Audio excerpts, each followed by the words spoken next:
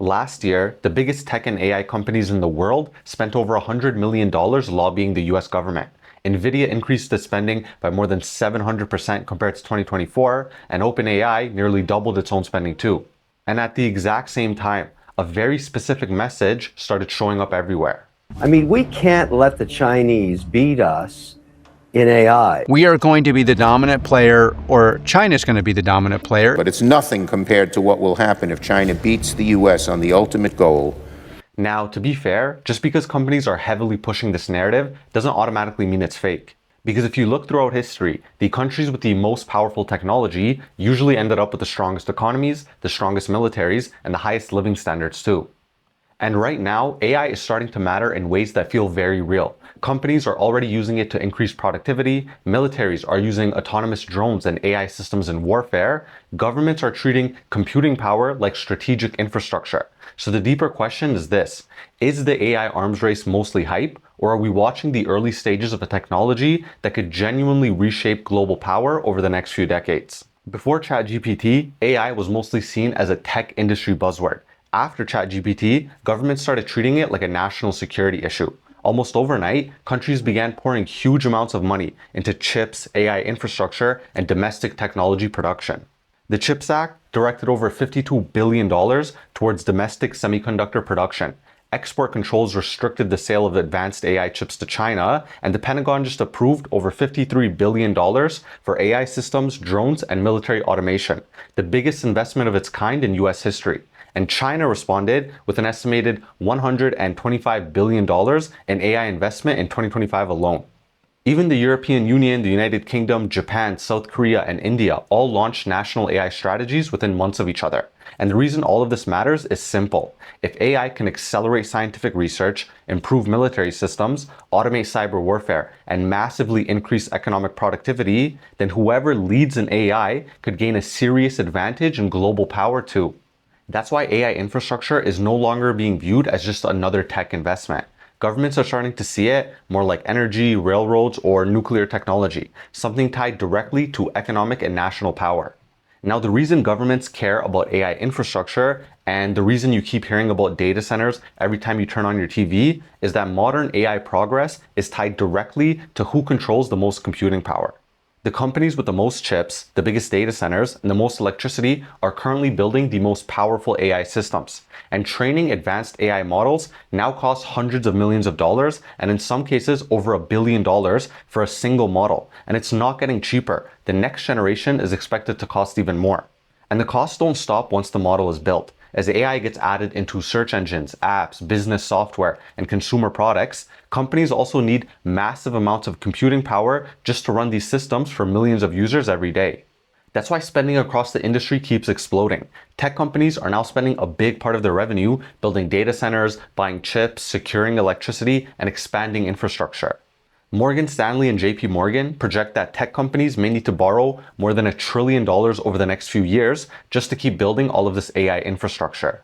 And at the center of this AI race sits a company that just a few years ago was mostly known for making gaming graphics cards, Nvidia. And Nvidia reported an annual revenue of $215 billion in its most recent fiscal year, roughly 10 times what it earned 3 years ago.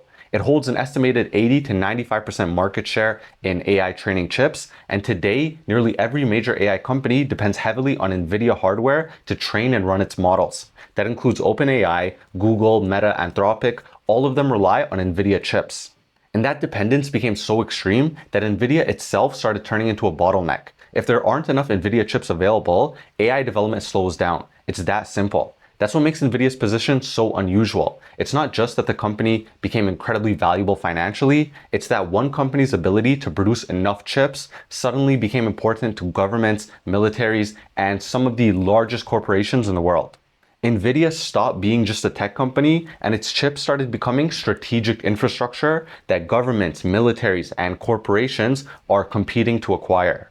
Now pay attention, because what I'm about to tell you is going to explain a lot of geopolitical conflict with China right now. Even though Nvidia designed the chips powering the AI boom, it doesn't actually manufacture them.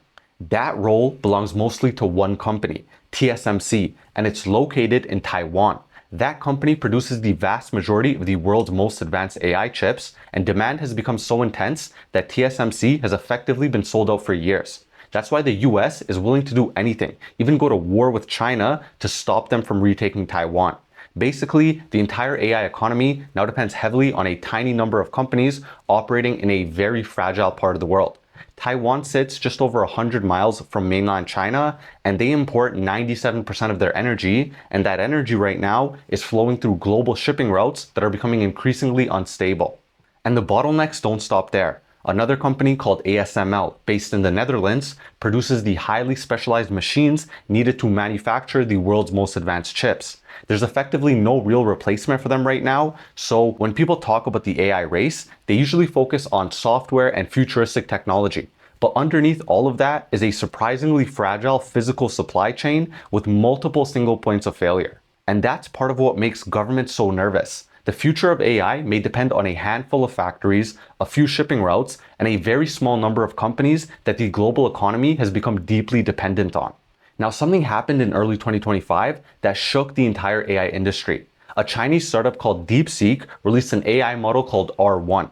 The company claimed it was built in just 2 months for less than $6 million and using weaker Nvidia chips that had already been restricted by US export controls. And despite that, the model appeared surprisingly competitive with systems from OpenAI and Meta. When the news broke, Nvidia fell 17% in a single day, the largest single-day loss for any company in US stock market history. And AI-related companies across the market sold off because suddenly investors started asking a very uncomfortable question. What if building the best AI models doesn't require spending hundreds of billions of dollars after all? Now, some people later questioned DeepSeek's claims, and the company may have already had access to a lot more computing power and infrastructure than the original number suggested. But the bigger takeaway was something much more important. DeepSeek challenged one of the core assumptions underneath the entire AI boom, that whoever spends the most money automatically wins. And that question still hangs over the industry today.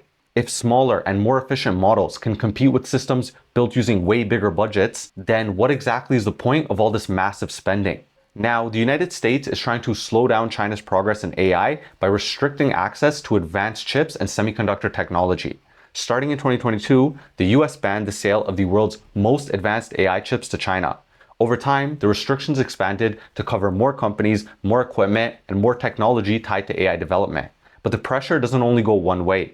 China controls 60 to 70% of global rare earth mining and roughly 90% of rare earth processing, materials that are critical from everything from electric cars and military systems to the chips powering AI itself. When China restricted some rare earth exports in 2025, the US had to make real concessions to secure even just a 1-year pause, and it exposed how dependent the US and much of the global economy still are on Chinese supply chains. And that's where the situation becomes complicated. Because while restrictions may slow down China in the short term, they also create a massive incentive for China to build its own alternatives faster. DeepSeek itself was developed under a lot of these chip restrictions. So in a way, every restriction creates pressure to work around the system instead of depending on it. AI is no longer just a software story. It's becoming an energy and infrastructure story too. Modern AI systems require enormous amounts of electricity to train and operate, and as more companies rush to build data centers and deploy AI tools, power demand is starting to surge. That's why some of the biggest tech companies in the world are now doing things that would have sounded insane just a few years ago.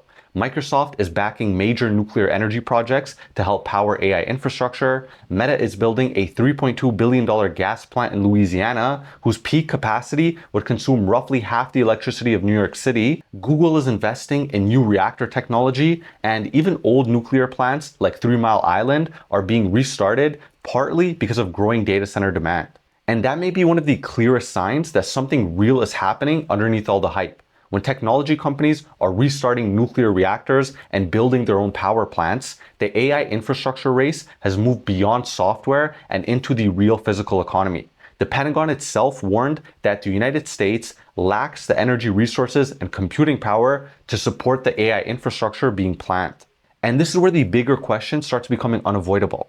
How much of the urgency around AI is completely genuine, and how much of it is being amplified by the enormous amounts of money tied to the race itself? Because right now, almost every major institution involved in AI has a financial incentive for the race to feel as important and as urgent as possible. Nvidia benefits every time companies spend more on chips. Tech companies benefit because the AI narrative helps justify massive spending to investors. Defense contractors benefit because AI is increasingly tied to military budgets and national security. And this is where the narrative around AI starts becoming very powerful politically, because politicians benefit from this "we must beat China" talks because it helps justify policy and government spending. Every institution telling you how urgent this is has a financial interest in the urgency. That doesn't mean the race is fake, but it does mean the volume is being turned up by people who profit from the loudness.